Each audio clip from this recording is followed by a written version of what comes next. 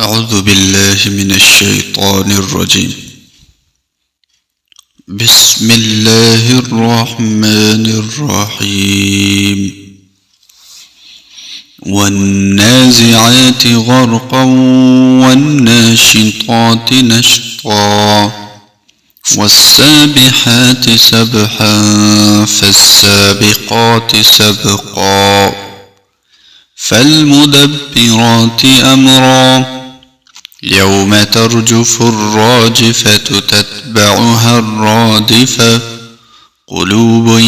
يومئذ واجفة أبصارها خاشعة يقولون أئنا لمردودون في الحافرة أئذا كنا عظاما نخرة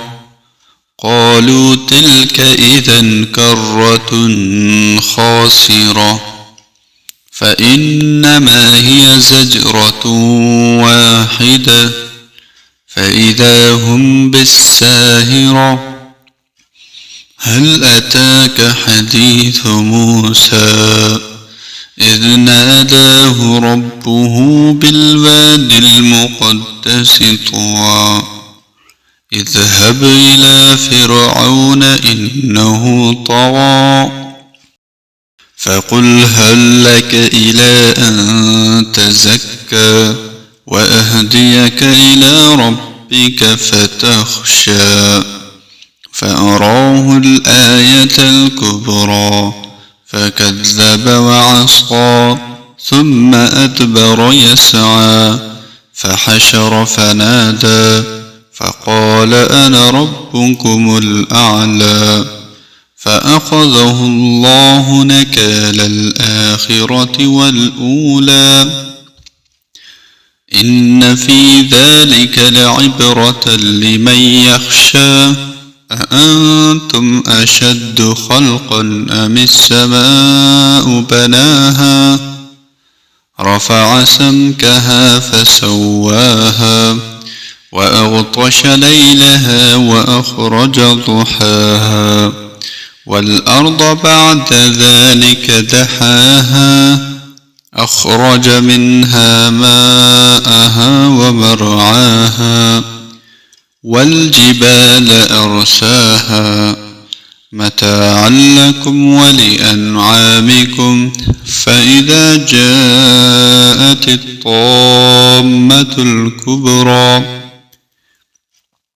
يوم يتذكر الإنسان ما سعى وبرزت الجحيم لمن يرى فأما من طغى وآثر الحياة الدنيا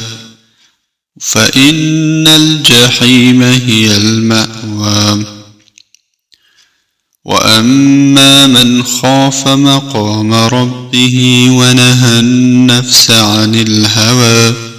فإن الجنة هي المأوى يسألونك عن الساعة أيان مرساها فيم أنت من ذكراها إلى ربك منتهاها إنما أنت منذر من يخشاها كأنهم يوم يرونها لم يلبثوا إلا عشية أو ضحاها صدق الله العظيم.